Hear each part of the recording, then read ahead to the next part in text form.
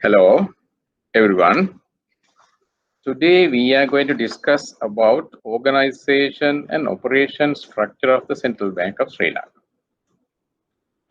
We know that before these three lectures, we discussed about the importance of a central bank and also the responsibilities of a central bank and then the functions of the central bank. And all those were based on the Central Bank of Sri Lanka because we should know the operations of the Central Bank of Sri Lanka and also its impact on us, as I said earlier also. Uh, we know that central bank is a huge organization, complex organization. When we say central bank has this function, then the question arises, who does it for Central Bank of Sri Lanka? Who does it? The central bank is a body. Then there should be division of responsibilities and related function under different departments. So that is the focus we are going to have today. Before that, I think that by now you have received this lecture, the PowerPoint presentation for lecture 4, and also related note for lecture 4. Today we are not going to discuss each and every point in the note because you are expected to read the note, and this PowerPoint presentation is going to be a supplement for that. So then you have the note, PowerPoint presentation, and also the recorded lecture. Then all these three different ways of presenting the subject will enable you to understand the subject very clearly and also prepare for the exam. Okay, first let's look at the management structure of the central bank, because when we say central bank is a body, as I said earlier. Then there should be responsible personnel for decisions the central bank takes. And central bank has to take decisions, and there should be responsible personnel for those decisions. If we go to the management structure of the central bank, we can see, we can look at your slide 2. We have the Monetary Board. Monetary Board is the supreme body of the central bank, or we can say decision-making body of the central bank. And also not only just to take decisions, after a decision is taken, Monetary Board is also equally responsible for those decisions. And if there are going to be any impact on the economy as a whole, or financial sector or the monetary sector, the members of the Monetary Board is responsible for those decisions and effects on the economy. Then let's look at the composition of the Monetary Board, and we have the chairman. By default, chairman is of the Monetary Board is the governor of the central bank, and there's another ex officio, again by default. Secretary of the Ministry of Finance is also a member. Then there are other 3 members. Those are appointed. The first 2 are automatically become the members. If somebody is some person is appointed as the governor, by default automatically he or she becomes the chairman of the Monetary Board. And again, if a secretary is appointed to the Ministry of Finance, he or she becomes a member of the permanent member of the official member of the Monetary Board. And other 3 members can be appointed by nomination. Then under these 3 categories, chairman, ex officio, and appointed members, we can see there are three different definitions. Then the governor or the chairman through the central bank represents the monetary system and the financial system, or monetary sector and the financial sector. Because we know central bank is the apex body in the financial system. Financial system consists of the monetary system and the financial institutions. Then that is the overall financial system. Any changes or any developments is studied by the central bank and decisions are taken accordingly. So then if the monetary board is going to be the board, the supreme body of taking decisions, uh, the monetary and financial sector is represented in the at the monetary board meetings by the governor, through the governor. Then the second one is Secretary of the Ministry of Finance. You know, the Ministry of Finance is part of the government.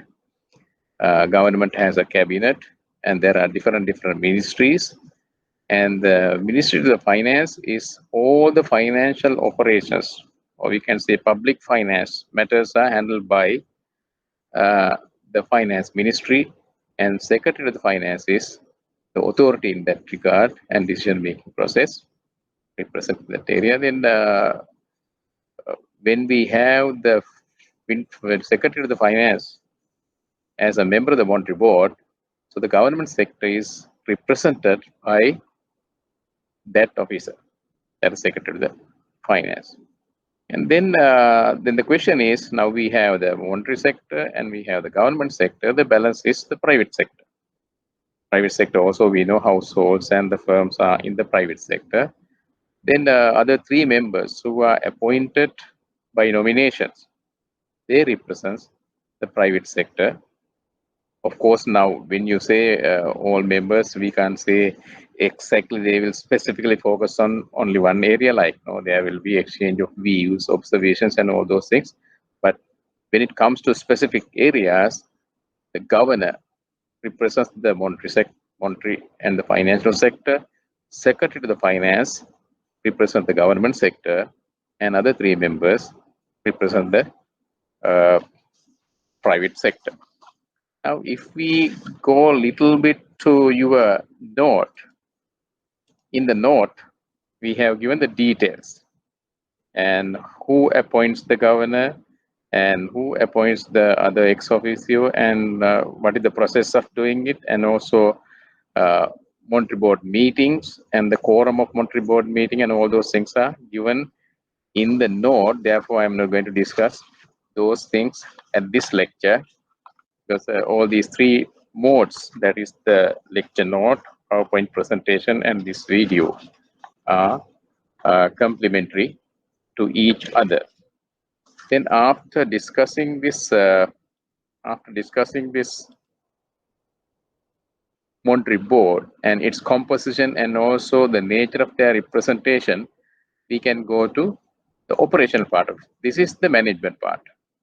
Monetary board and the composition is related to the management, and who takes the decision, who is going to be responsible, and all those things are covered under this area of management part. And operational part is this, because once the decisions are taken by the monetary board at the board meetings, those decisions have to be executed. Whatever the policies, they have to be implemented. Then there should be operational structure. And at the top of the structure, we see the governor. Then we can see governor is at the top of the management, because we saw there, governor is the chairman of the monetary board. That is the decision-making part of it. And the operational part is this. Governor is at the top of the operational structure. Below the governor, there are deputy governors. Not only one, there are many deputy governors. As at now, there are three. And under them, there are assistant governors. And under them, we have heads of department. They are directors, actually. All the directors may not be the heads of departments, but each and every head of a department should be a director, not the other way around. And there may be some other directors in the department, but that director is not the head, so there's an additional. In the absence of a head of a department, the additional director or directors can take the responsibility of managing the operations of the department. Then when you take a department also has different sections. Then those sections are again managed by deputy directors. Under them, there are assistant directors. Assistant directors also, there are different levels. Now this is the structure. Now we can see all the central bank functions are distributed among departments. Departments are organized in a particular way, so the operational structure is managed by this hierarchy. We are not going to the details because under the syllabus, the main purpose is to study the nature of the central bank, nature of its policies, and also how it affects the financial land sector and also overall economy. Therefore, this is just to get an idea about how the operational structure is organized in the central bank. Now we can go to the further details. So the details of this operational part of this one. Then all those operations are managed under four different clusters. These are operational clusters. Now we have, as I said, central bank has responsibilities, and to discharge those responsibilities, central bank executes certain functions. Those functions are distributed among departments.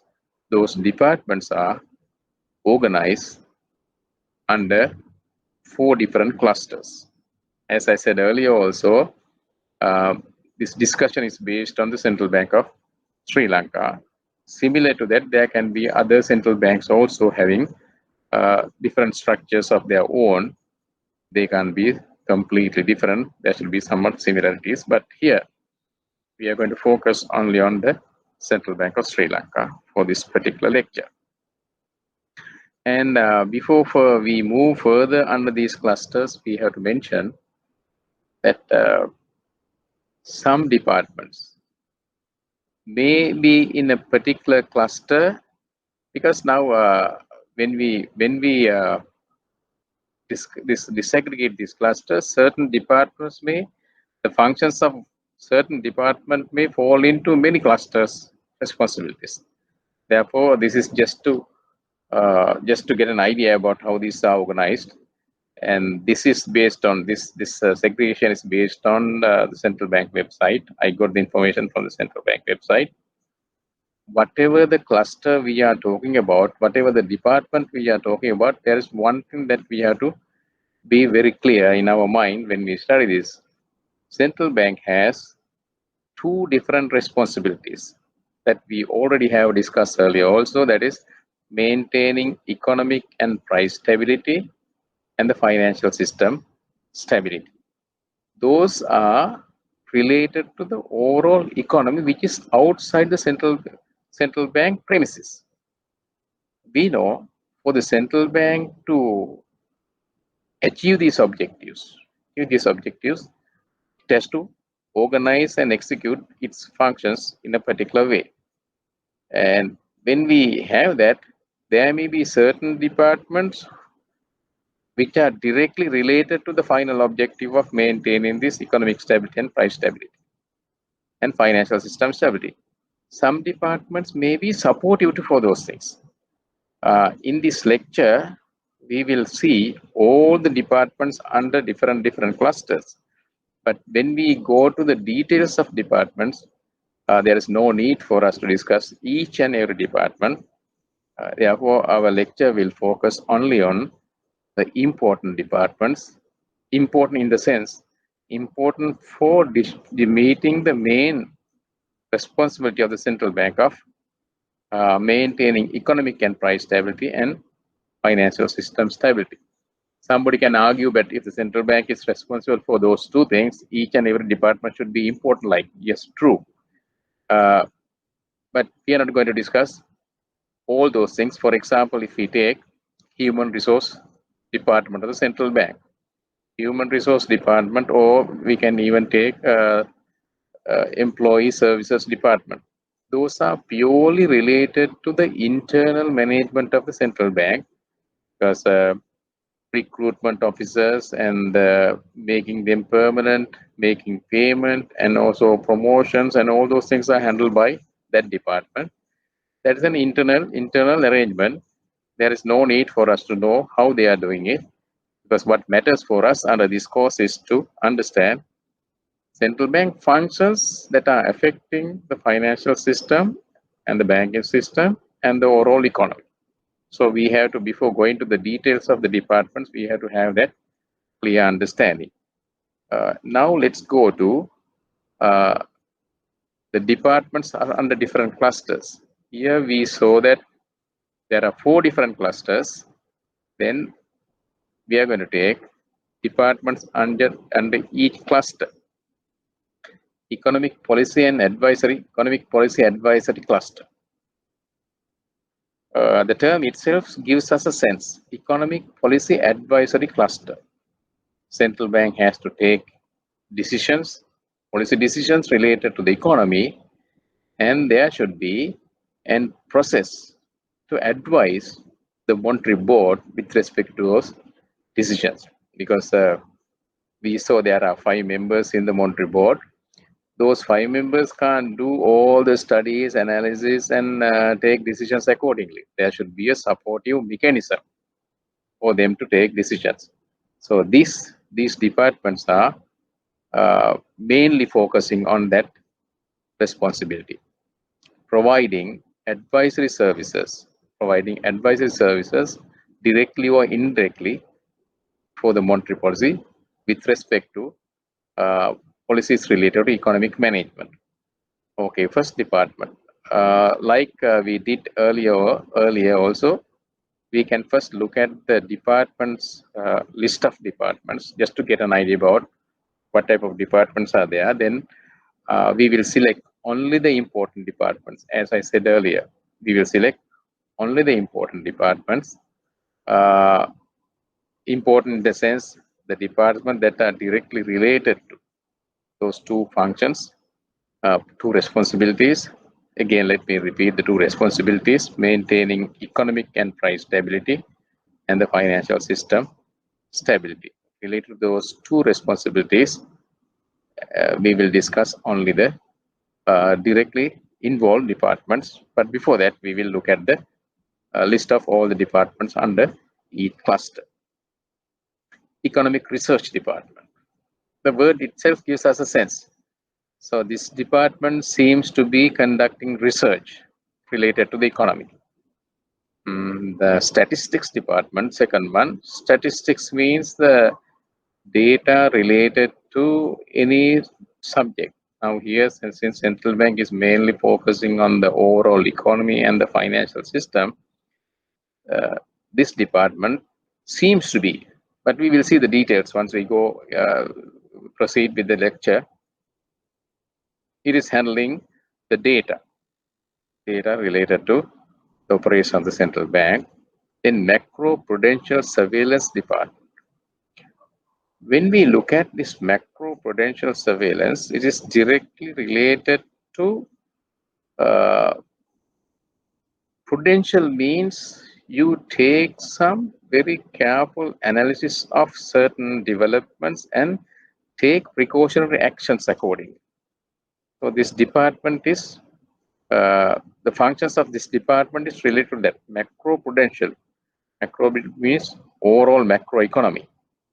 Especially since the central bank is the monetary authority, it should be mainly related to the monetary and financial sector.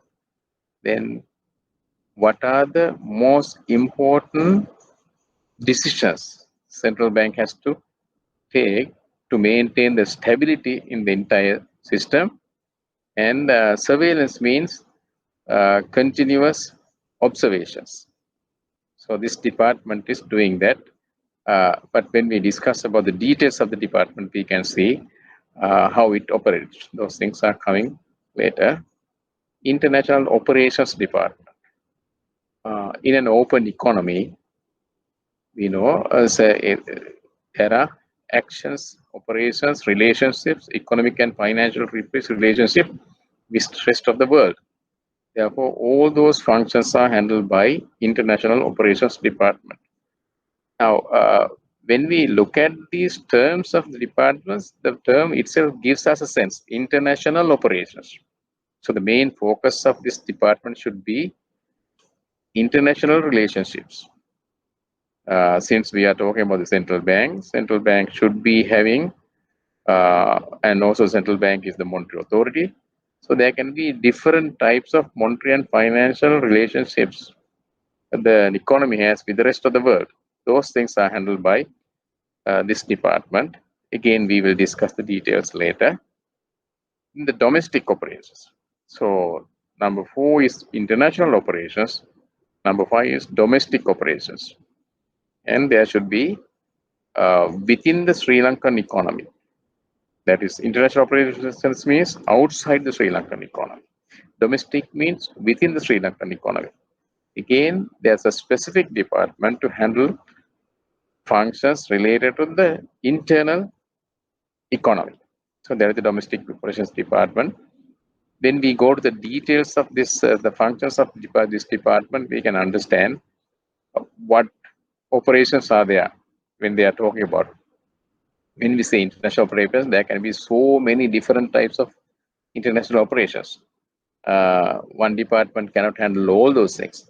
Therefore, when we go to the details of this department, we can understand what international operations. Similarly, when we go to the domestic operations department, what functions related to the domestic economy, we can look at those things. Then foreign exchange department. Foreign exchange, now again we know foreign exchange is the foreign currency. The same way that Sri Lankan Central Bank issues rupees for the domestic exchange purposes, other countries also issue their own currencies. For example, if you take US dollar, India rupee, Pakistan rupiah, UK pound, Japan yen, likewise different countries issue their own currencies for their domestic purposes.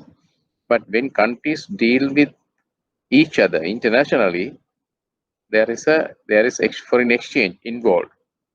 And again, we have to be very clear that each and every currency is not taken into account in this case.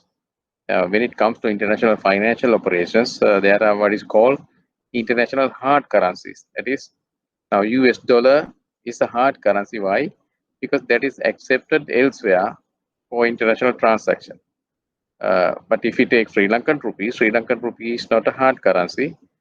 We can't make payment in other countries with Sri Lankan rupees.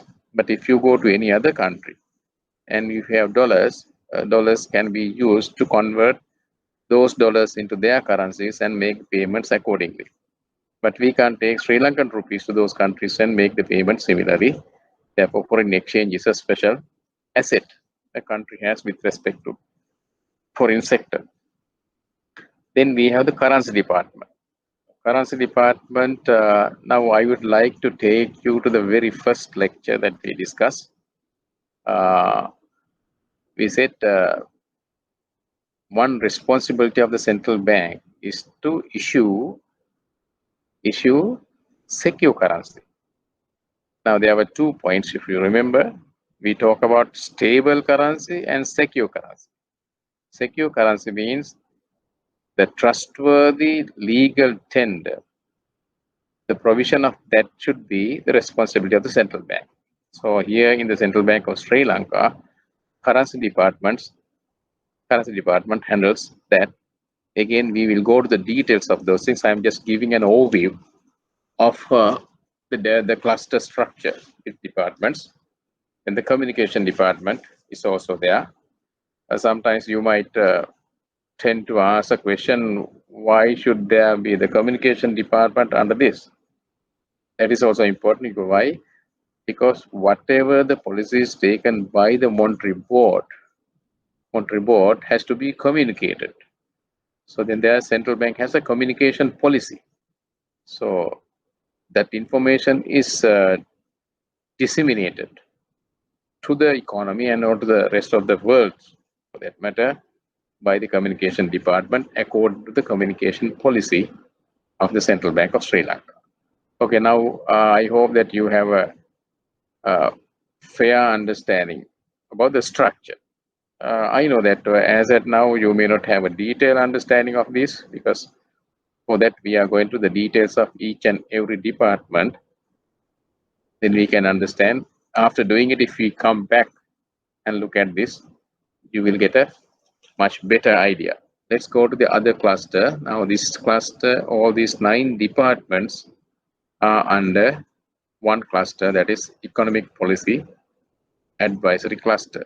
here also, again, let me repeat, even though there are 9 departments are not uh, equally engaged in this policy advisory cluster, and some departments are directly related, some are indirectly related. Again, here we have to look at 2 things.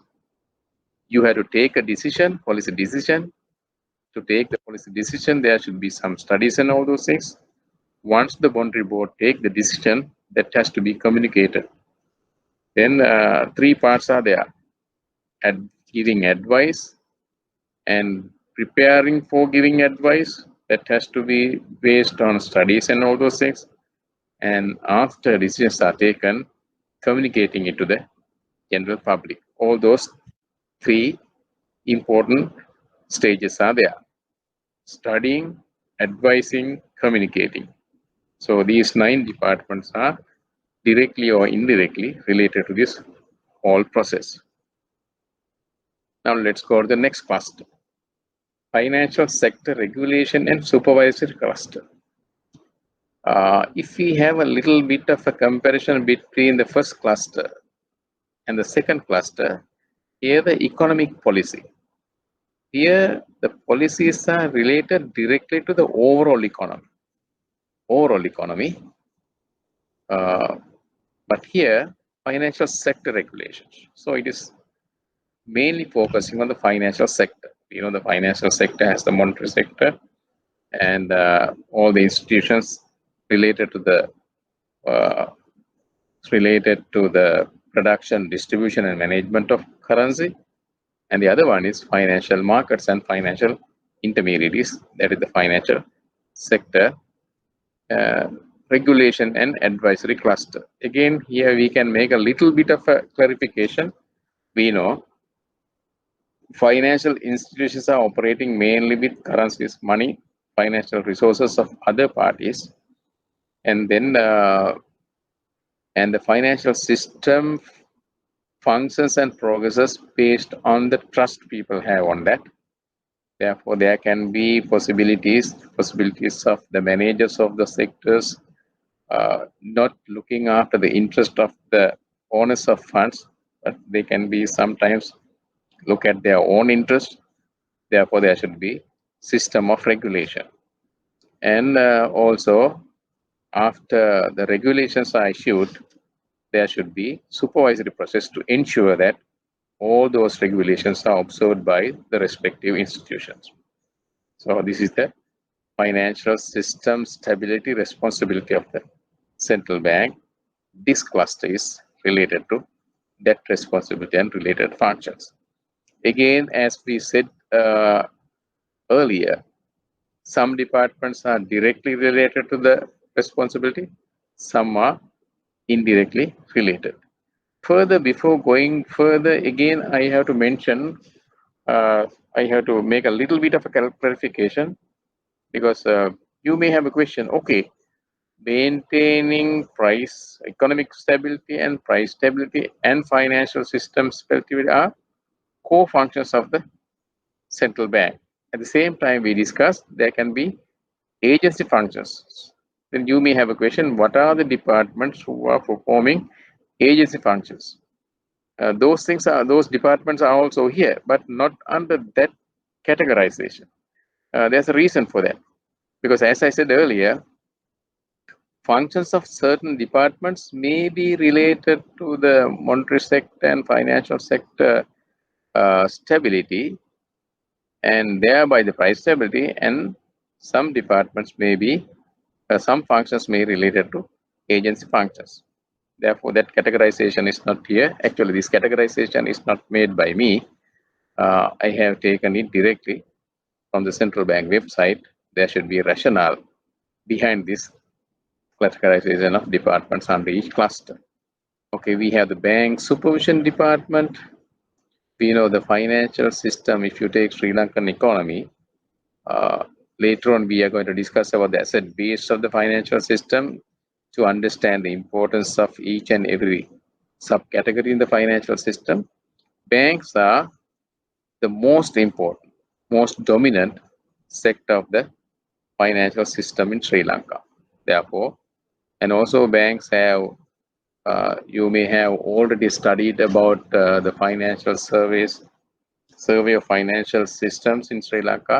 Under that, you may have already studied about banks.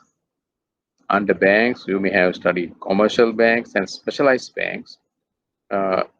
All are covered here. Bank supervision department means all commercial banks and non-commercial banks come under the purview of this department. Especially, they are supervised. Supervisory parties with the bank supervision department. Somebody can ask, are they only supervising? No, they have to supervise, and there are some other functions. Those things will be discussed when we go to each and every department separately.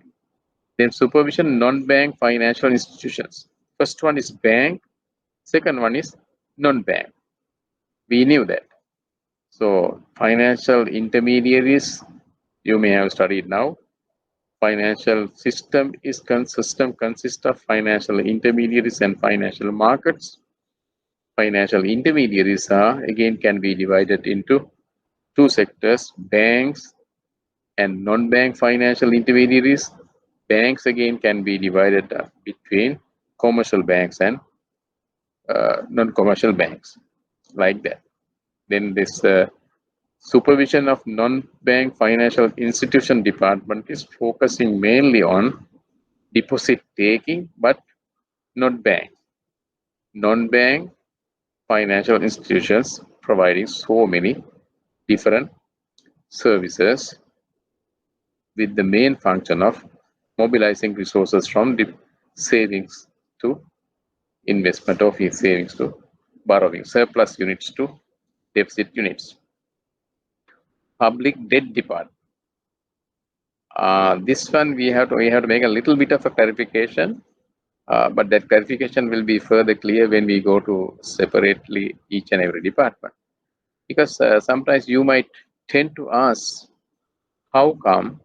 Because public debt is managing the government borrowing program, and related outcome is the debt. Central bank is doing that on behalf of the government. In that case, it is a agency function. Given that, how come that it will come under financial sector regulations? Actually, public debt department manages borrowing programs of the government. The government borrows using borrowing instruments, which are in the form of treasury bills and treasury bonds. Those are financial assets. Treasury bills and treasury bonds are financial assets. Commercial banks and non-commercial banks and also other financial institutions can invest in these things, can hold them, then they can be represented in their balance sheet, asset side.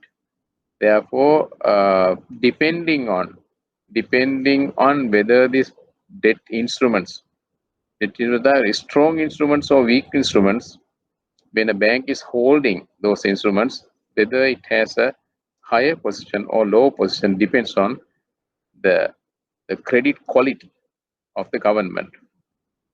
You may remember very recently there was a news item that because of the high accumulation of government borrowing instruments, that is treasury bills and treasury bonds in the government sector, in the banking sector, rating agencies has raised some concerns over that, because if the government is borrowing, the government borrowing capacity also shrinking, and if the government borrowing capacity is shrinking, that is indicating whether the government will be able to honor these debts.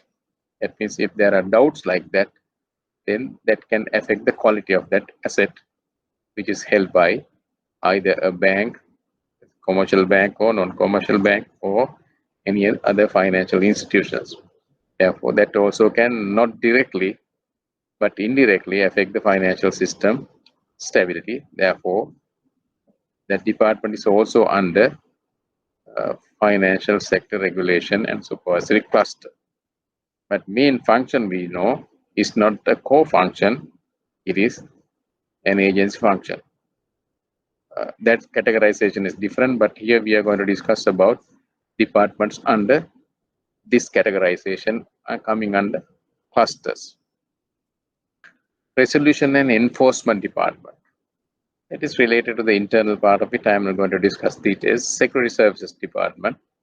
We know any premises has to have security, both for the assets and human assets, instruments and all those things. Therefore, there should be security department. That department also indirectly contributes to the functions of the central bank. If it has a very secure environment only, it can maintain a very uninterrupted operational process, which will finally affect the efficiency and productivity of the operations of the central bank. Therefore, it is there but not directly involved in the financial sector regulation. Right. Finance department is also handling internal financial matters of the central bank. We are not going to discuss that in detail. Payment and settlement department. That's a very important department. We know that, remember, when we discuss about main responsibilities or main functions of central bank, facilitating payment and settlement is a responsibility of the central bank. Central bank has to provide secure, safe and efficient payment system for people to execute their transaction by using the legal tender efficiently. Then the other one is capacity building and support cluster. The term itself, the name of the cluster itself indicates it is more internal than external, because capacity building, central bank has to have a capacity, material as well as human. So then there should be a process of acquiring and maintaining those both human and non-human capacities, and also there should be a particular way of organizing them to support the central bank functions. So this is not directly related, is not directly related to maintain central bank responsibilities of maintaining economic and price stability and financial system stability. But just to know it, let's look at what the departments are.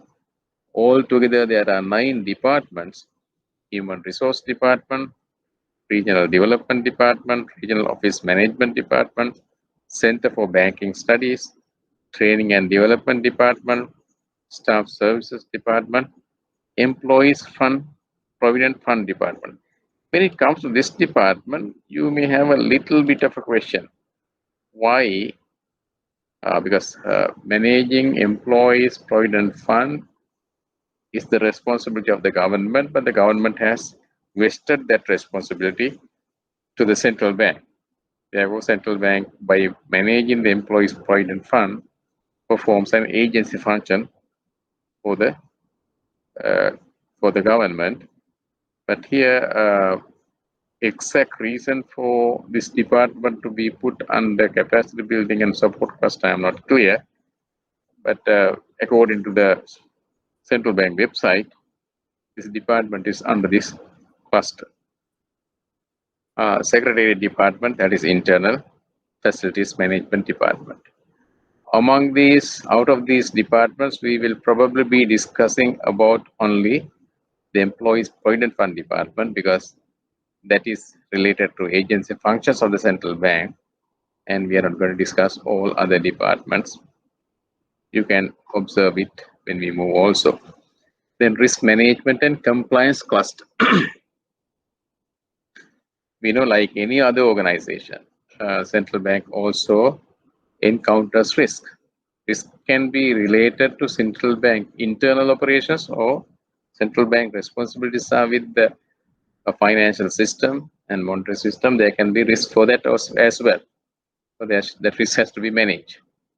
And the compliance means there are rules and regulations that each and every organization has to comply with. Then this cluster is mainly related to central bank managing both internal and external risk and also compliance to the rules and regulations for the internal operations as well as external operations. We can look at this internal audit department. It is the internal itself shows that it is a matter of internal operations.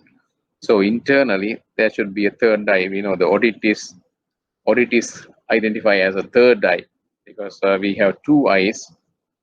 Sometimes when we are working on certain things with two eyes, there can be certain things we don't see. There should be an outside eye to look into that. Internal audit department is simply studying whether rules and regulations and procedures are followed according to the established systems. That's their main purpose. Policy review and monitoring department, legal and compliance department, risk management department, financial intelligence unit. Out of these 5 departments, probably we will focus on risk management department and financial intelligence unit because they are related to the outside as well. Okay, now let's go to each and every department. Now, we know economic research department is under policy advisory cluster. Now we are going to look at the details. Economic research department is a very important department under that cluster. So let's look at what's its main functions. Actually, once we read these things carefully, one after the other, we can get a sense of all its functions. First, we can see ERD. So in place of Economic Research Department, I am going to use ERD. ERD is the economic advisor. So it provides advisory services to whom? And provide technical and professional guidance. It should be technical and professional guidance to Monetary Board. We know the Monetary Board is the decision-making authority of the central bank. Then the Monetary Board members, 5 of them, they can't take all the decisions based on their own studies. There should be a process of supporting them. So the main functions of the Economic Research Department is to provide that advisory service coupled with technical and professional guidance. Not only the Monetary Board, but also the Economic Research Department advices can be given to both the government and also to the general public. So that's the very main function of this department. Then how they do it, because when you provide the advisory and professional and technical guidance, there should be a way of doing it. So the following items are given for that. That is, they can produce policy documents. Okay, if the Monetary Board is going to take a particular decision, the Economic Research Department can prepare a policy paper. That is a policy document. A policy document can be based on the studies and the data they have collected from the various sources, but the policy document is one way of providing that technical and professional guidance. Then there are research and analytical reports. And one of the main reports produced by the central bank through the Economic Research Department is the central bank annual report, which covers the entire economy. And also we have press releases and publications. We know central bank issues press releases on monthly basis, sometimes weekly basis. Monthly basis, we know the monetary policy press release, external sector performance press release, like that. If you go to central bank website and look under press releases, you can find so many different types of press releases are there. Some of those press releases are prepared by the Economic Research Department. There can be press releases issued by on behalf of other departments as well. But press releases is one very important channel that the central bank provides this technical and professional guidance. And there are some other publications as well. Not only that, the central bank can conduct seminars. Now, in the current context with this COVID-19, for health concerns, for safety. So both institutions and people have shifted to online seminars. Those are webinars. There can be lectures, discussions, workshops. So all these, those are the channels through which the central bank, the economic research department, provides that set technical and professional guidance to Monetary Board, government, and the general public. And then let's look at deals in economic matters with international organization. Okay, in addition to providing that technical and professional guidance, Economic Research Department also deals with international organizations. What are those organizations? Foreign government institutions, International Monetary Fund, World Bank, Asian Development Bank, and similar international institutions. So that is dealing with the international organizations. Now we have two items now.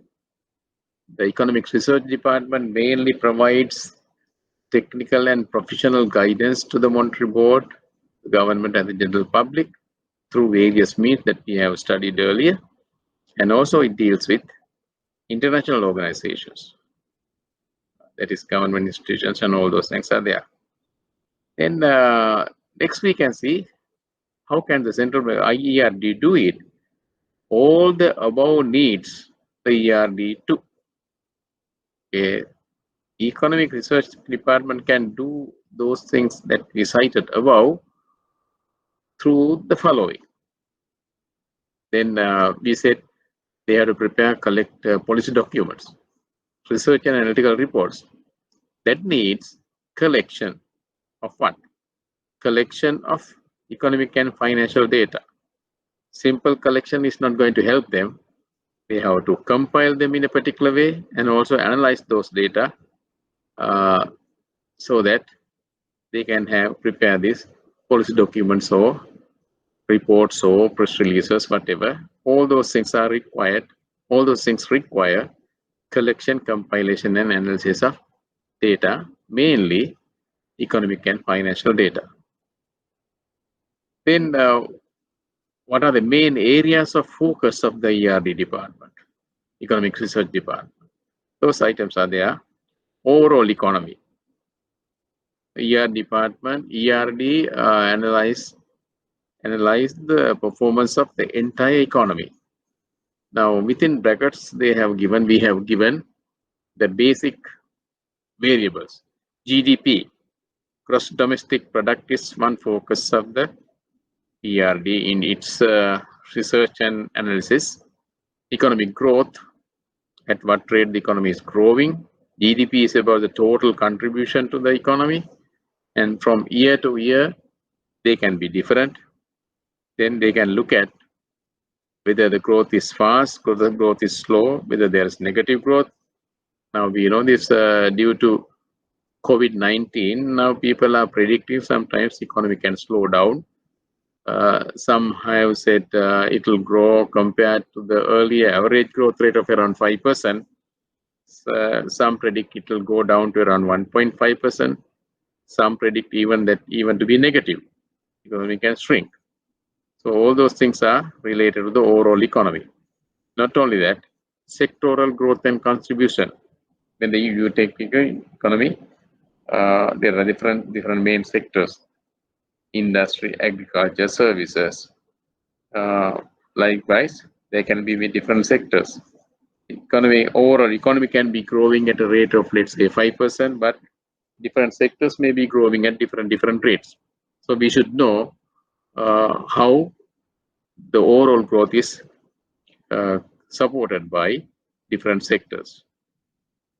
Then the other one is monetary and financial sector.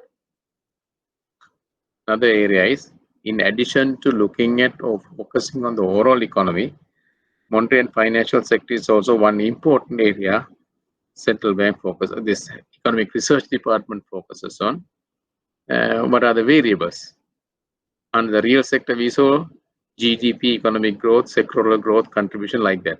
Similarly, for the monetary and financial sector, central bank handles, the economic research department handles money supply, inflation, interest rate, credit expansion, those things. And not only the monetary sector, there's external sector as well. Related to the external sector, again, ER focuses on balance of payment and exchange rate. When it comes to the government sector, government budget, budget deficit, and the public debt. We know the government budget is about the revenue and expenditure.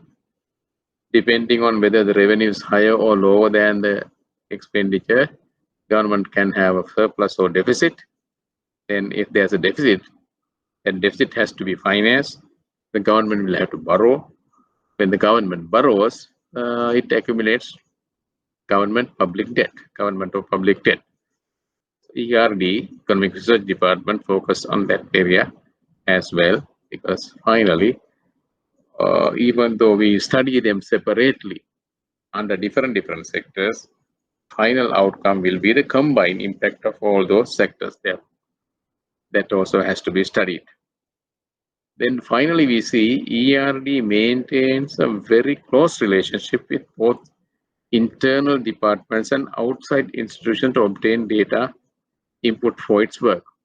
Okay, we saw that ERD to prepare policy documents or research and analytical report, it needs data. They have to collect data, compile data, and analyze data. And again, they can't do it by themselves. They have to depend on other departments. That means other departments within the central bank and even outside the organization for them to get the required data. Okay, I hope now you have got a clear idea about the nature of the responsibility of the ERD and what are the channels it communicates its advisory services. And in addition to that, what they do with respect to the external part, and also for it to produce all those documents and advices and what is required.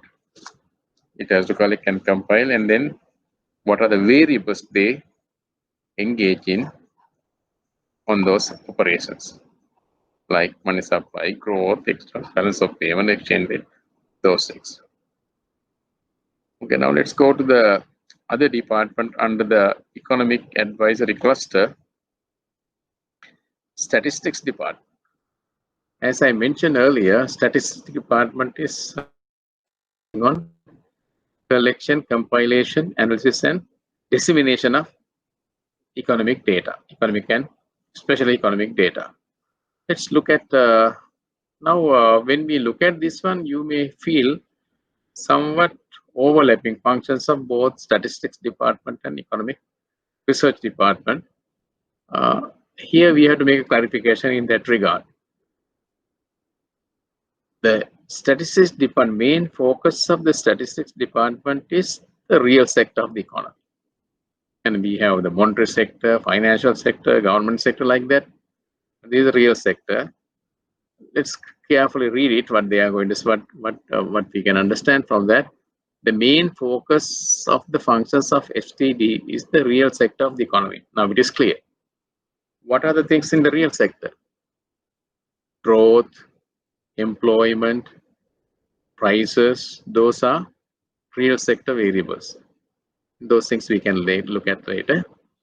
Accordingly, the collection, compilation, and analysis, preparation of analytical reports, and dissemination of data and analytical studies are among the main activities of the STD. That's clear, self-explanatory. Following are the areas and variables that come under its purview. Okay, what are these? Performance of the economy, gross domestic product, real and nominal terms, growth rate, sectoral composition, GDP per capita in rupees and US dollars. Those are the variables related to the performance of the economy. And you may have a little bit of a puzzle now. We said under economic research department also we said the real sector. but here the overall economy, because economic research means the research related to the entire economy. Real sector is also part of that. That's why we have put here overall economy growth, etc. But statistics department specifically, the statistics department does not focus on the monetary sector, financial sector, or the external sector. It's specifically focusing on the real sector. Okay, in addition to that, we can say business environment. Okay, business environment is also related to the real sector. What the statistics department or STD does in that regard is assess this business environment, whether the environment is favorable or unfavorable. If it is favorable, it is going to be, if it is going to be unfavorable, if it is unfavorable, whether there are going to be an improvement, also things has to be assessed with continuous observations and collection of data. So what are the items coming under that? Purchasing Managers Index and Business Confidence Index. Those are the two important variables that STD handles. Purchasing Managers Index means, who are the purchasing managers?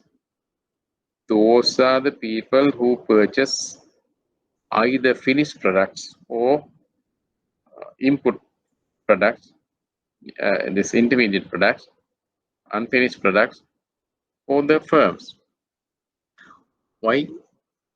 Now, if they buy more, that gives a sense. If the purchasing managers have because purchasing managers right away buy and sell, they don't do it. Their responsibility is to maintain sufficient stocks to manage the future requirements, both current and future requirements. Then they always maintain a stock.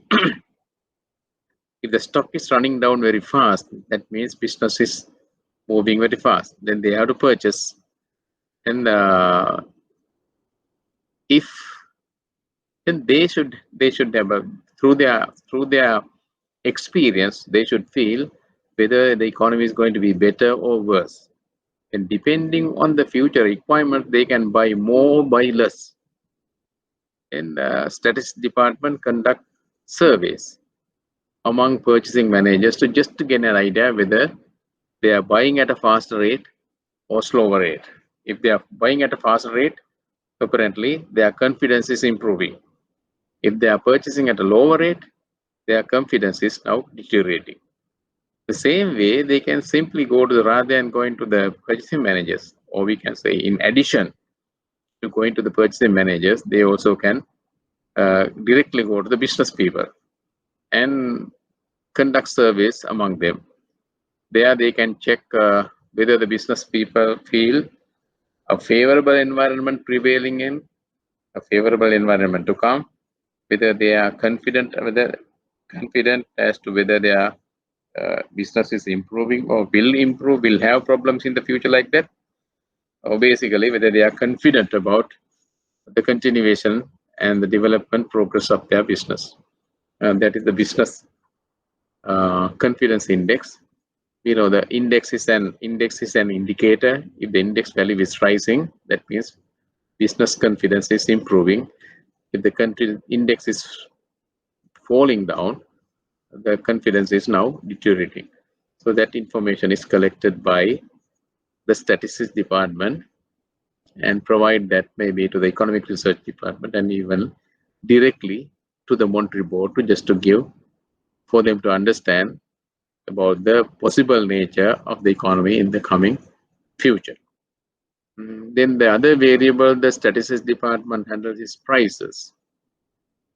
We know when you say prices, there can be millions of items in an economy. They cannot compile all those prices. Therefore, the practical statistical method is to construct price indices. By now, you may have studied these subjects under economics. Price index is the overall price of a given basket. They may select only the important items for everybody. There's a basket prices. So statistics department can collect prices of those items, look at them overall, or sometimes there can be regions. Now, Colombo, and then there are different regions, and then there can be rural areas and urban areas. Colombo, Anuradhapura, Polonnaruwa, district-wise, they can collect prices and look at whether the Colombo prices are somewhat similar to the prices of other areas or not, whether they are moving in the same direction. If there are variations, those things they can study. And when the prices are there, the very frequently related variable is inflation. If the prices are continuously rising, we know it is inflation. This again you may have studied under economic subject. The inflation expectations. Another area that the statistics department focuses on is the inflation expectations. They collect data about how people feel about inflation. Selected parties has to say whether they are experiencing inflation compared to earlier. At the same time, whether they expect more inflation to come or less inflation to come in the future. Expectations are like that. That information is also very important. Those things are the importance of this inflation expectations we will discuss under, especially conducting monetary policy. This is really important area. We will discuss that under that. But the required information is collected by the statistics department of the central bank. And wages are related to the labor market. Wages can be real wages and nominal wages. They are also handled by the statistics department. And demography, population, employment, unemployment. Here again, I have to mention the same way that I talk about the economic research department, statistics department cannot collect each and every data, or in other words, all the data related to all the variable by themselves. They also can depend on other sources. Therefore, basically, by now you may have studied this under statistics and mathematics for business. Data can be collected through primary sources. That means if you are going to collect your data by yourself or the organization by itself, that becomes primary data. If we are going to use the data collected by some other departments or other organization, that becomes secondary data.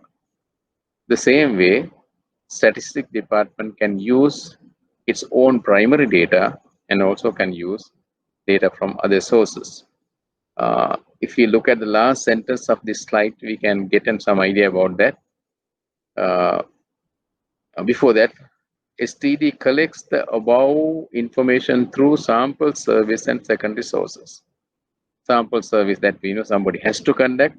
Secondary sources means the data available with other maybe departments within the central bank or outside organizations.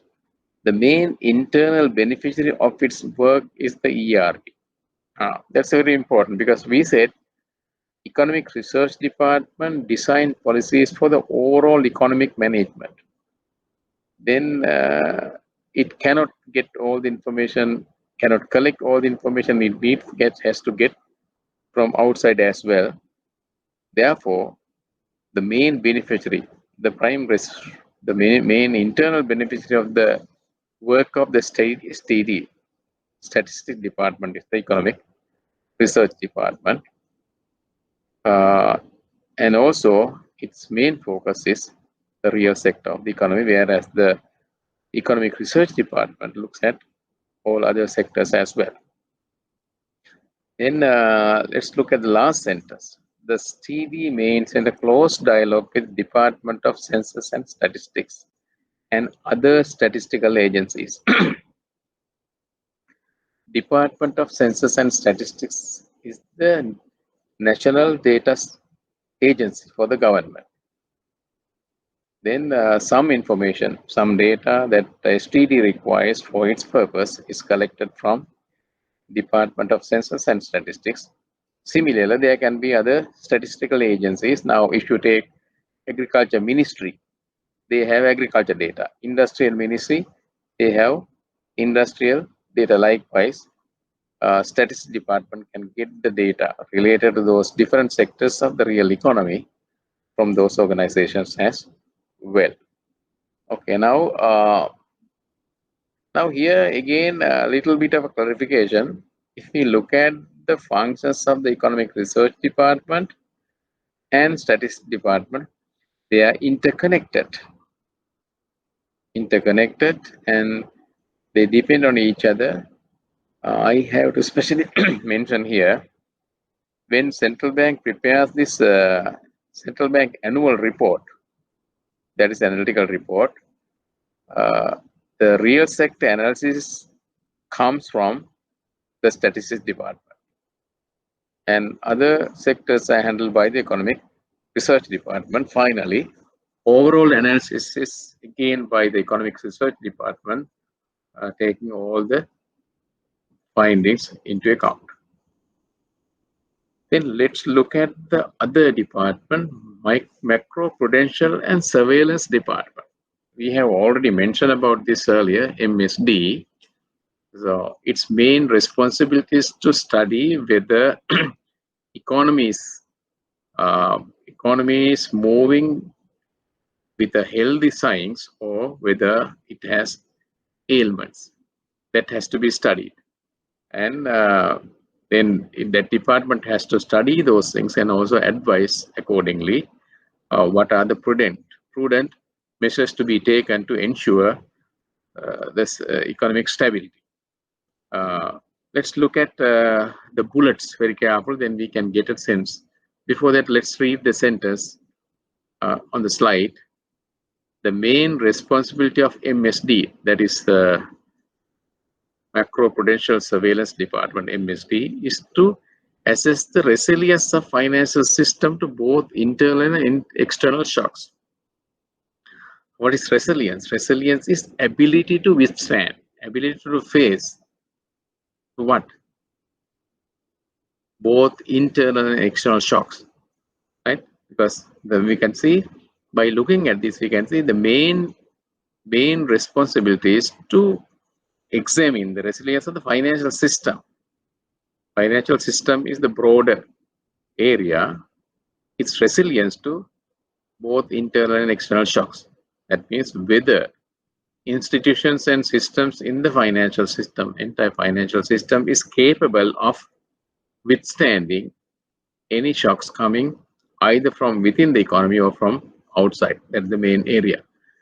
Then let's look at what are the functions it performs, what are the activities it performs to ensure that. Study the interconnections among financial institutions. We know financial system consists of institution, products, and their relationships that we have studied earlier. So they have to understand interconnectedness, how the institutions are connected to each other. Because now, if there's a shock in one institution, that can be spread into other areas as well. How it is going to do it, and how fast, and how at what gravity. To understand that, you should know. This is what this department should know, the nature of the relationships among these institutions. Then having that understanding about the nature of the relationships, it has to collect and maintain time series data on the key indicators related to the financial system. Here there are two things important. Key indicators, because if you select certain variables, they give a sense. Indicator is now, it's like a dashboard. Now when we drive, the dashboard gives us whether the petrol tank is empty or full, or whether it is close to empty or close to full, whether the engine is heating up, and whether the vehicle is moving faster or slow. All those are indicators. The same way, this MSD has to collect data on related key indicators. Key indicators related to what? Now the dashboard of a car gives the key indicators related to the functionality of the vehicle. But here, it is not like that. It is the financial system. Key indicators of financial system. So they have to collect data Here, and the other thing is maintain time series data. Time series data gives us the trends. If we have data for the last 10 years related to the financial system, we can see whether the financial system is over time, gradually, over the last 10 years, whether it is improving or deteriorating, whether it is becoming more and more stable or more and more unstable. That can be assessed by looking at the indicators. That indicators should be related to a given time period, that is time series data. Then having that information only is not going to help that department. They have to develop models to assess the stability of the financial system. So there should be certain models. Once we put into the model, but once we put that data into the model can give us a result. After putting that, it can give whether system is stable or unstable. Now, you may remember, if you take a doctor, when you go to a doctor, the doctor sometimes put your pulses, check your pulses. And by checking the pulses, the doctor can say whether you are having a particular sick or not. And stethoscope also they can put here. They can check whether there is any health problem that we are suffering. Then those are like models. The model also can check. Similarly, and a particular model can give us an indication whether the financial system is stable or unstable. If our blood pressure is very high, very unstable. Blood pressure is very low, unstable. If it is within the range, stable. The same way, you can check the financial systems also using different models. Then the other one is conduct systematic stress tests to assess resilience of individual financial institutions. Here we can use an analogy. If a person has a heart problem, then they can have exercise ECG. Now we know ECG is a way of testing the heart functionality. If we have a heart pain or something, doctor conducts, a cardiologist can conduct ECG test, and if they want, they can have exercise ECG. Exercise ECG, when we do exercises, the body comes under stress. Then when you subject a person to exercise ECG, we put the heart under stress and check whether the heart is capable of handling the situation. The same way, this MSD also can conduct stress tests for financial institutions. They collect data related to the financial institution and check, okay, if this happens, will this institution be able to handle it? If this happens this way, will the institution be able to withstand it? Like that, they can conduct those stress tests. Then after that, provide risk assessment reports to Monetary Policy Committee and Financial System Stability Committee. Now here you can see, after doing all those things, they can prepare reports as a risk assessment report. It is like a medical report. When you give blood and urine to medical lab, they do all the tests and give you a report. And by looking at the report, the doctor can see what type of an ailment you have, and accordingly, it can recommend medical. Medical treatments. The same way, this MSD can provide a medical report to the financial system. Who is going to be the doctor? Doctor is going to be the Monetary Policy Committee and the Financial System Stability Committee. Committees will have to study those reports further and take required actions.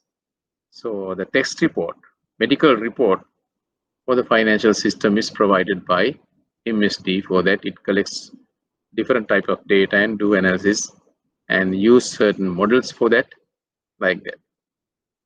Then the other point is provide secretarial work for meeting between Financial System Stability Committee and Financial Study, the Financial Systems Stability Consultative Committee. So there are different committees. This department also provides secretarial services for that. We will have a separate lecture on these committees and consultative committees separately. There will be a separate lecture for that. Similarly, Central Bank will have a Monetary Policy Committee, Monetary Policy Consultative Committee. Here, the Financial System Stability Committee, Financial System Stability Consultative Committee. We will have a separate lecture to discuss what those committees are, what their responsibilities are, what relationship they have. Those things we will have at a later date. We will discuss those things. Then the other one is conduct quarterly assessment and submit reports on findings to the Monetary Board.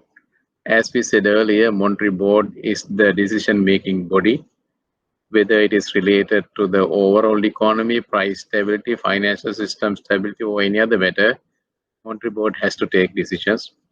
Then all those departments will have to provide reports to the Monetary Board. Similarly, MSD also provide and submit reports on their findings to the Monetary Board. In this case, the frequency is quarterly.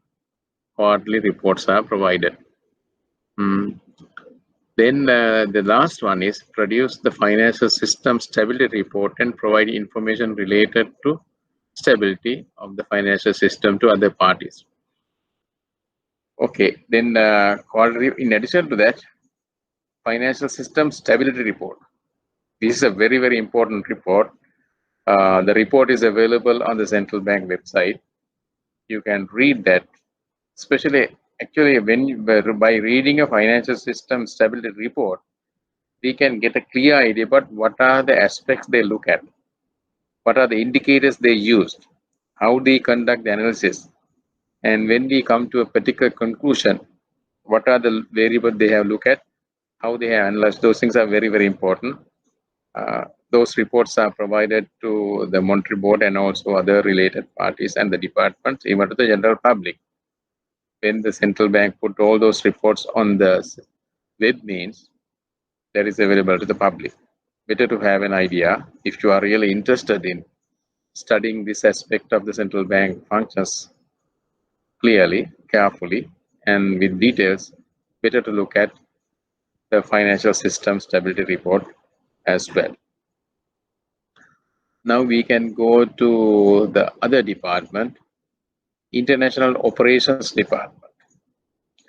Here we have to understand clearly what are the international operations, and for that what they do. International operations, what they do.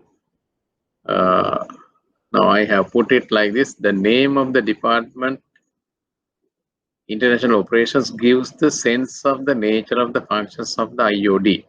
Here, the same way that we use for other departments, short form is IOD, International Operations Department.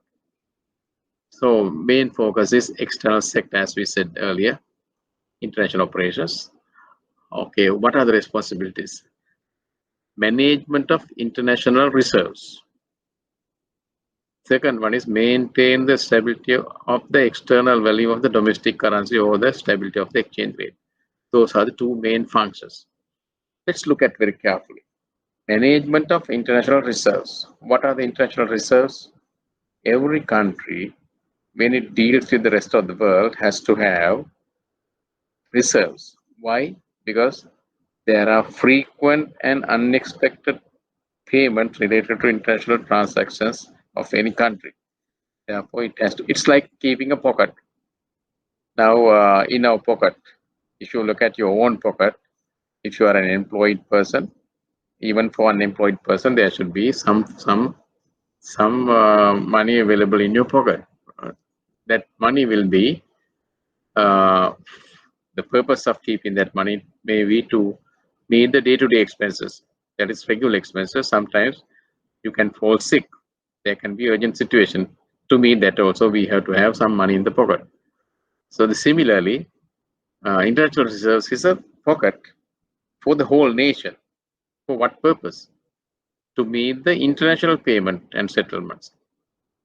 Now there can be imports of goods and services, and also there can be payment for related to those services, and there can be investment flows, and there can be borrowings and all those things. If you have borrowed internationally, you have to make the payments accordingly. So that means there are requirements. There's a need for international reserves that has to be managed in a way. Then now, for example, take yourself. If you have 50,000 rupees income, or maybe 100,000 rupees, 200,000 rupees, whatever. So then, for example, if you say, okay, our overall expenditure is 50,000 rupees a month, but we are not going to keep the 50,000 rupees in our pocket now, because if you can put part of that money in fixed deposit or savings account, even you can earn some interest. At least you can keep them safe. The same way, the country also, if they have reserves meant to meet the regular and unexpected expenses, part of that can be kept in a very, very liquid form just to use it, and sometimes it can be even invested somewhere. That is managing reserves. Then here there's another thing that we have to be careful about, conversant about. The level of reserves is an indicator of the capacity of the nation to meet international liquid requirements. Same way, the capacity of your pocket, if you have more money in the pocket, it says that okay, you have more liquidity to meet the regular requirements. The same way, the level of reserves indicate the liquidity or the availability of funds for the nation to meet those expenses. Hence, maintaining a healthy level of reserves, like having good pocket, is one key responsibility of the IOD. So, International Operations Department is responsible to ensure that the entire nation, the Sri Lankan nation, has sufficient reserves, international reserves, to meet regular and unexpected payments. So it is not easy. It's not easy to do that. It has to study the inflows of foreign exchange, outflows of foreign exchange, and the developments in the domestic economy related to that, development outside related to that. Those things has to be studied. So it is not an easy job. It has to have a continuous monitoring of the system. Accordingly, it has to engage in treasury management dealing with counterparts. Treasury management is like our putting money in a savings account or fixed deposit or even treasury bills and bond. The same way, the International Operations Department has to manage the international reserves of the country by putting them under different assets. And when we have assets, there are counterparties. If you have invested in a foreign government security, then that issue of security, and also the manager of those securities are the counterparties. Then once you have invested, you have to make the payment accordingly, and there should be settlements related to that. Like that, everything related to managing of the international reserves is handled by the IOD. Not only that, produce and submit performance reports to the Monetary Board. Again, the Monetary Board, as we said, is the center point of taking decisions for the entire economy related mainly to the financial system. So the Monetary Board has to know when it comes to external reserves management. Monetary Board has to know the required reports are submitted after careful studies, collecting data, and all those things are done by the IOD. Then the other one is maintain the stability of the external value of the domestic currency, or the stability of the exchange rate. Now we can go back to the discussion that we had, the responsibilities of the central bank, price stability. You may remember at a previous lecture, we discussed that when you say price stability, we said the price stability can refer to internal price and external price.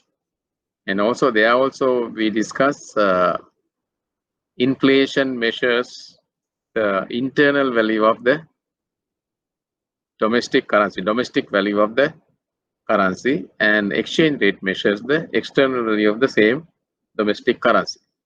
Then both have to be maintained stable. So the exchange rate is the rate at which one domestic currency or the national currency is exchanged with another currency. And we discussed in detail earlier why the price stability is important. If the prices are stable, if we have a stable inflation rate, it is easy for us to manage our cash flow. And we can make predictions about the cash flow in the future and all those things. Similarly, if we are dealing with the external parties, we have to assess and manage the external cash flows. Then we should know what the exchange rate is.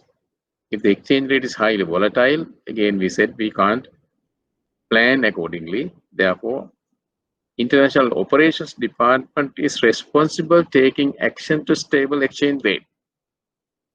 That means if the exchange rate is highly volatile, you may remember we said even under a freely floating exchange rate system, central bank can intervene from time to time in the domestic foreign exchange market to stabilize the exchange rate. That function is handled by the IOD. The main responsibility of the central bank is that when you say central bank, somebody has to do it. It is the international department, international operations department, that handles that part. So then if the exchange rate is going to appreciate significantly, central bank has to, international operations department has to take counter actions. Again, if the domestic currency is depreciating, again that has to be handled by taking due actions by the IOD. Then let's read it again.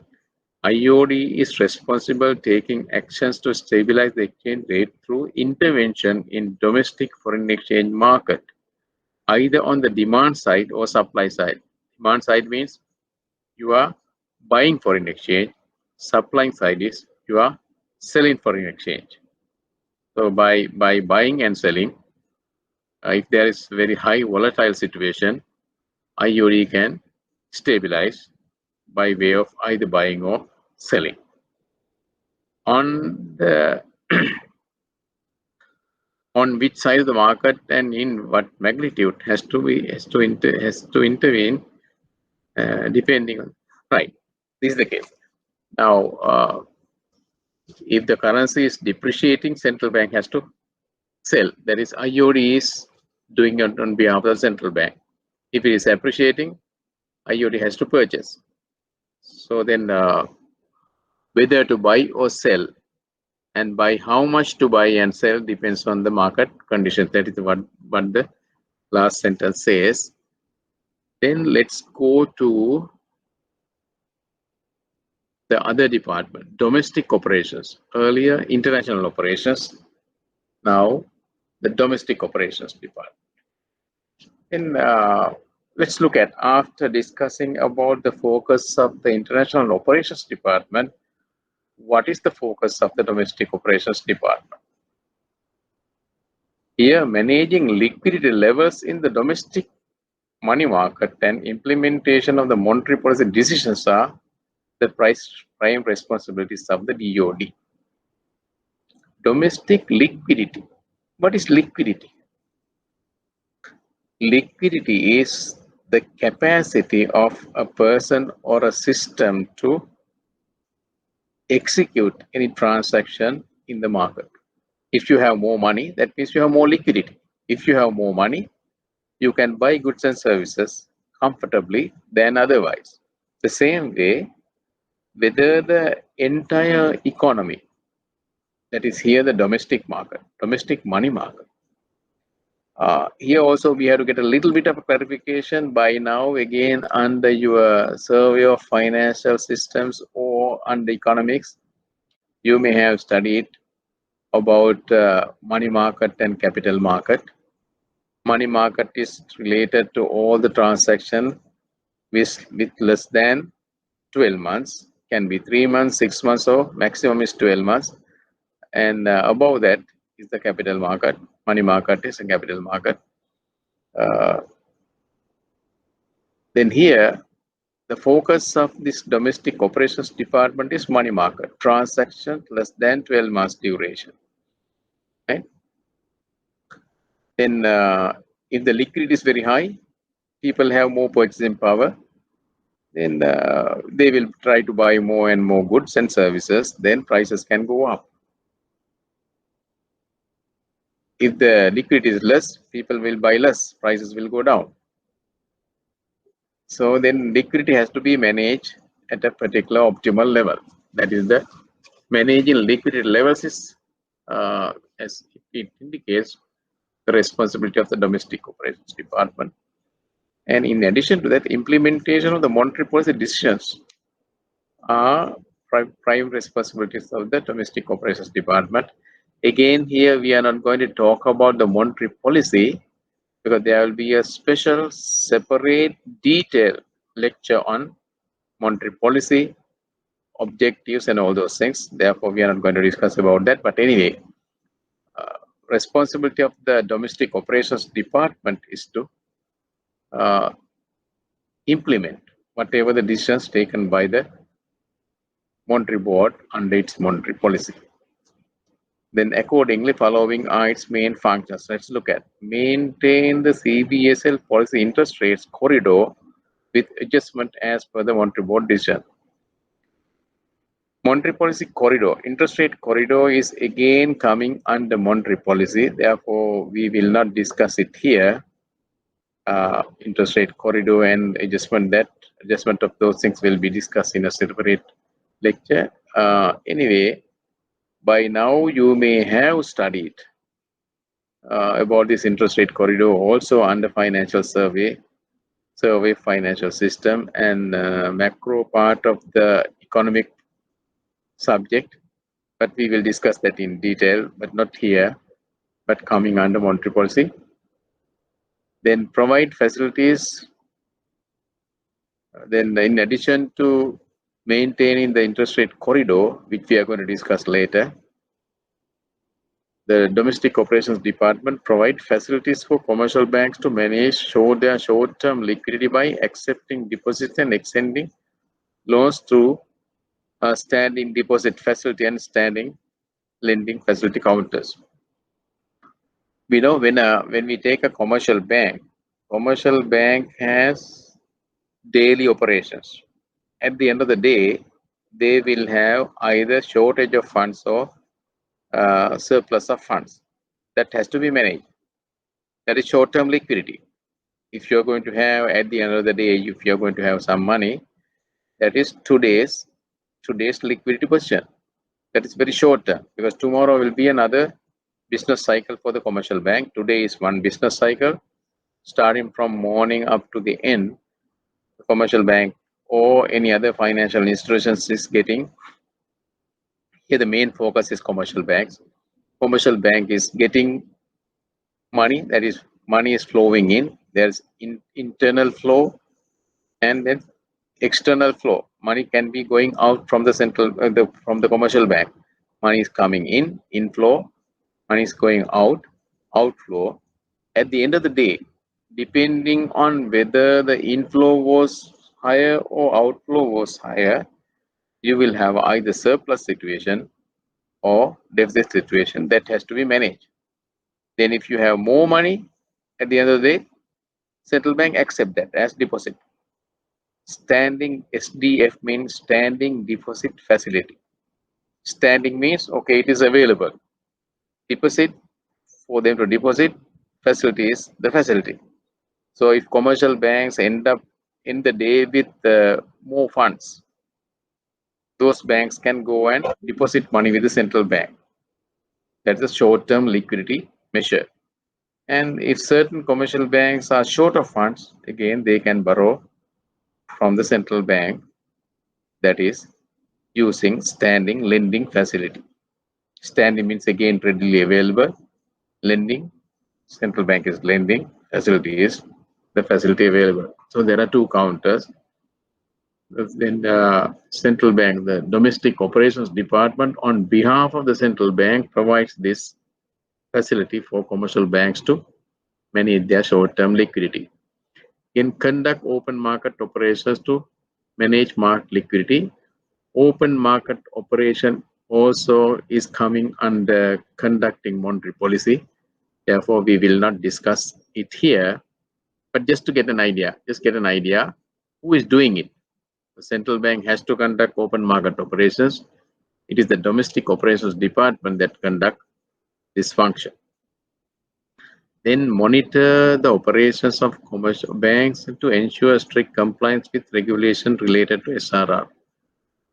SRR, statutory reserve requirement. Now, again, you may have studied this under your economic subject.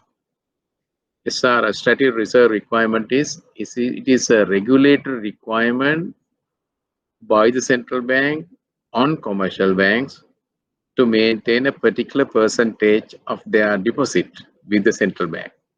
That is a prudential requirement. Then there should be a mechanism to ensure that the commercial banks meet that requirement. If it is 10%, whether commercial banks are reserving 10% of their deposit liabilities to meet this regulatory requirement. Whether commercial banks comply with that requirement, the monitoring part is done by the domestic operations department. Monitor the operations of banks to ensure strict compliance. If they are required to maintain 10%, sometimes they may maintain only 8%. That is not a strict compliance. To ensure the strict compliance, somebody has to monitor. Domestic operations department does that. Then the provide information to market operations committee on daily basis to facilitate the decisions making process. This market operations committee is also a special arrangement in the central bank to monitor the daily movement of the markets, that is foreign exchange market as well as domestic money market. That also will be discussed under separate topic under monetary policy and related ones. Therefore, we are not going to discuss that here in detail. But at this point, we have to understand, we have to remember, it is the domestic operations department who provide this information to the market operations committee. Now we are clear. And the international operations department focus is the foreign exchange and foreign value of the domestic currency. Under domestic operations department, focus is the domestic market liquidity, and also it facilitates the liquidity management of commercial banks by way of either accepting their deposits or lending to meet their requirements. Let's go to the other department, currency department. As we said earlier, currency is the main unit, like blood in our body unit, facilitating all the functions of the economy. And you can make a deposit, that is in domestic currency. You can borrow from a bank, that is in domestic currency. You can buy foreign exchange by giving rupees, that is foreign currency, domestic currency. So that currency should be available in the system for anyone to do their transaction, either to borrow, to deposit, or make payment, or whatever. Currency should be available. That's the main unit of exchange. We know that currency is the medium of exchange that facilitates all type of transaction: buying, selling, investing, lending, depositing, and all those things are there. Then there should be a mechanism in the central bank to ensure that that particular unit is available. Again, we know Central Bank of Sri Lanka, and like many other central banks in the world, Central Bank of Sri Lanka is the authorized monopoly. It has the monopoly authority to issue currency, produce, issue and maintain currency in circulation to ensure that the system has optimal level of money in circulation. So that function is handled by the currency department. Okay, for that, what that department does, let's look at. And also here we have to be very clear. It is not the stable money. This is secure money. Stable money is stable money implies the real value of the money is stable. That has to do with the inflation and all those things that are coming under price stability.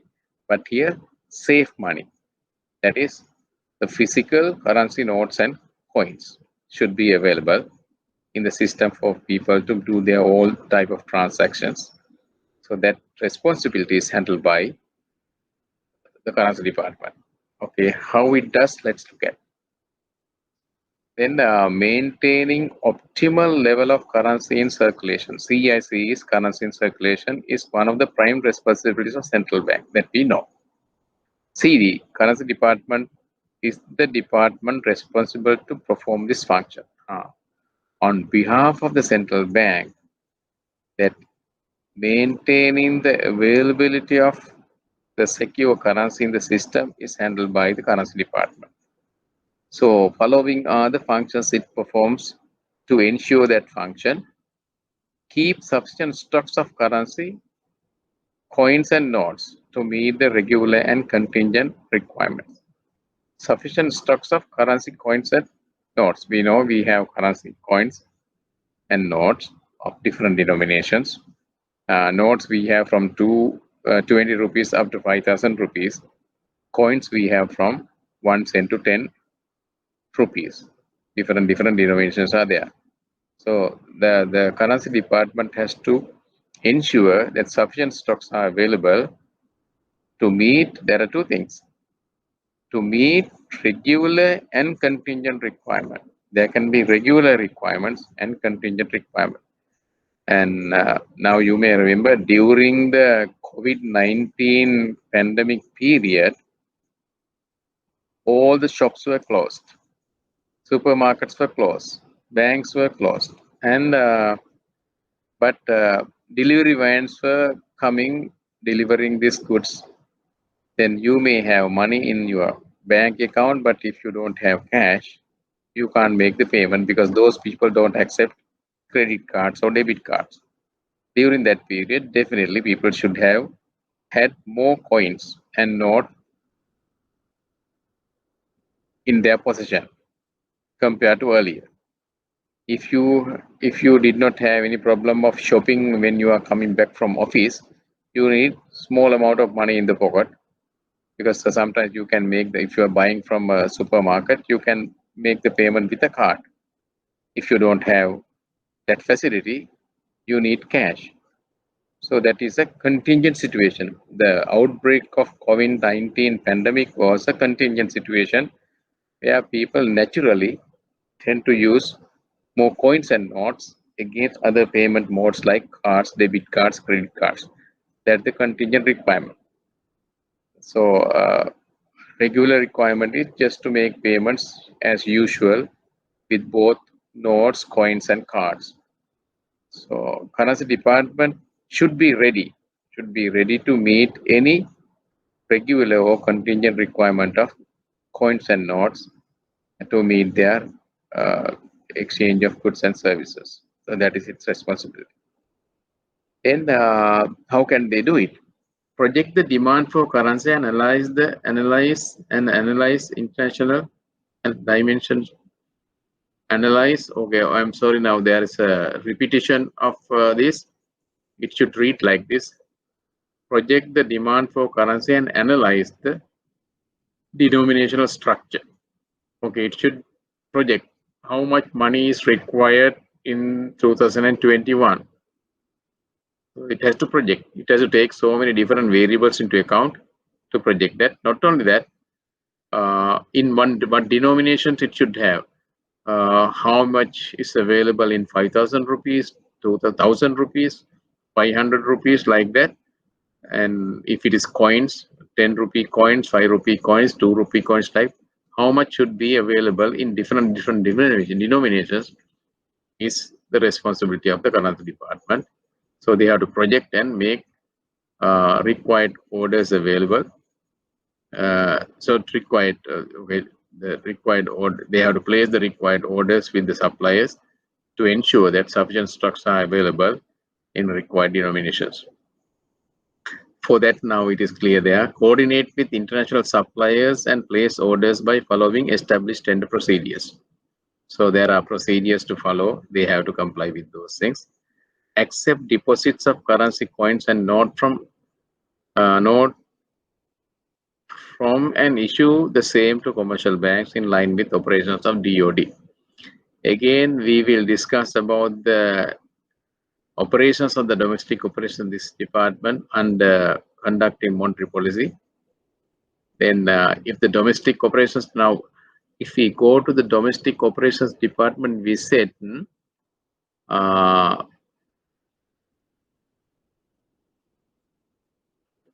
provide facilities to commercial banks to manage their short-term liquidity by accepting deposit. Okay, if the domestic operation department accept deposit, money should come to the central bank. See, then on behalf of the domestic operations department, it is the currency department which accepts notes and coins. Okay, banks have at the end of a particular day, commercial banks have a surplus. Commercial banks deposit that money through the stand-in deposit facility that is maintained by the domestic operations department. Related, when the money comes to the central bank, it is not the domestic operation department which accepts this money, it is the currency department. Okay, stand-in deposit facility is available under domestic operations department, but related money is accepted by the currency department. The same way, when a commercial bank at the end of the day faces a shortage situation, it has to borrow. If it is borrowing from the central bank through the standing lending facility, so that facility is handled by the domestic operations department, but the money has to be issued by the currency department. You can see the interlink. When the domestic operations department accept deposit, currency has to be accepted by the currency department.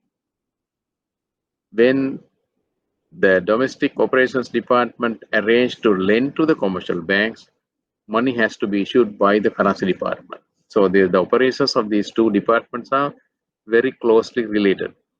Now, it will be really interesting at a later discussion when we discuss the economic research department, statistics department, and monetary policy committee, monetary policy consultative committee, conduct of monetary policies, operations of the domestic department and currency department. All these are linked. Very nice picture we can later design. We can draw a very nice picture, but for that to be very effective and clear, you should be very clear about different functions of this department, how these things are also interrelated. Then let's go to the other one. Accept deposits of currency coins and note from and issue the same to commercial banks in line with operations of domestic operations department. Okay, then the other part is, once they accept, what they do, process currency coins and note to remove unserviceable currency from circulation. Okay, imagine of currency notes and coins that you have in your pocket, especially notes.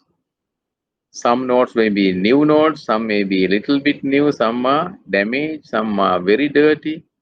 So all sort of different types of currency notes we receive. But once that money goes to the central bank through the commercial banking system, central bank is not going to this. Currency department does not issue the same currency as they are. They process them, they sort them. After sorting, they remove unserviceable currency notes.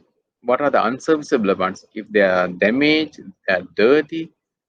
I would like to discuss a little bit about the quality of a currency note. Remember, we said it's the responsibility of the central bank to provide secure currency.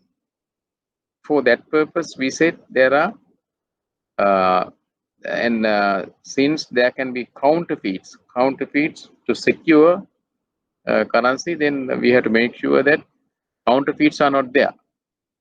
Then any person who get the hold of a currency note should be able to check the security features. If a particular currency note is very dirty, and if the security features are not clear for someone to identify, then the central bank purpose of providing secure currency is challenged. Therefore, what the currency department does is, once the used currency notes come to the central bank premises through the currency department, they sort them. And there are sorting standards that we don't have to know at this level for this syllabus. There are sorting standards that the currency department uses to separate. Okay, once they get a currency note, okay, this is good for circulation, this is not good for circulation, like they have to separate them. Actually, they are not done manually, they are done through the machines. So then once those unserviceable notes are removed from circulation, the system will get more acceptable, more clean notes. Currency department does that. Then improve security features on currency notes to prevent counterfeiting. These counterfeiters are like thieves. They are very smart. From time to time, they understand the security features available. They try to replicate them. Therefore, currency department has the responsibility of improving them from time to time, depending on the developments in the market. The currency department will have to consult the suppliers of currency notes and coins and improve security features accordingly. Then the other one is conduct awareness programs on security features and good habits of handling currency to cash officers and general public. I have mentioned this on earlier also, but we can discuss a little bit detail. Now, there is no point central bank producing this secure currency and circulating if there are counterfeit notes coming in. General public should know how to distinguish between, for example, suppose that I have a genuine note here on this hand, a counterfeit on this hand. If I don't know the security features and how to check those security features to distinguish between which one is a genuine currency note, which one is a counterfeited one, I should know it. Then for people to know it, there should be awareness programs by those people who know it. It is the currency department who should know, who knows these security features. So the currency department has a special responsibility of making people aware of these counterfeits and also techniques of distinguishing between uh, counterfeits and genuine ones. So those awareness programs are conducted for the cash officers, especially those who handle cash as a profession in banks and other organizations, and also the general public, including the school children. They conduct these programs. Issue commemorative notes and coins to mark special. Currency is a very special item. No? Sometimes they have commemorative coins and notes. They do it, and they also conduct exhibition on currency, current and promote knowledge and awareness, provide information on currency circulation to the relevant departments. So then those are the functions. Up to now, we have discussed about the departments coming under economic policy advisory cluster. Economic research department we discussed, statistics department, macro prudential department, internal operations department, IOD, domestic operations department, information technology department we did not discuss because IT is a facility available for all the departments to do in the current environment. Therefore, it is not directly related to the maintaining financial system stability and economic and price stability cluster of the work. Therefore, we did not discuss that. Foreign exchange department we discussed. As I said, communication department, the purpose and responsibility of the communication department is to communicate whatever the policy decisions taken by the monetary board to the relevant parties and the general public. I hope now you have got some idea about those things. Since we have been discussing this for around 2 hours now, it's going to be too long if we are going to cover the entire department as at now. Therefore, we can stop at this point. That is departments under economic policy advisory cluster. We can stop there. And in another lecture, we can discuss about other departments and also related topics later. Now, be please be aware of the main functions of the central bank and then how those things are distributed on different clusters and what are the departments under economic policy and advisory cluster and what their main responsibilities and functions are. At a later date, now in the other lecture, we can cover the balance of the lecture.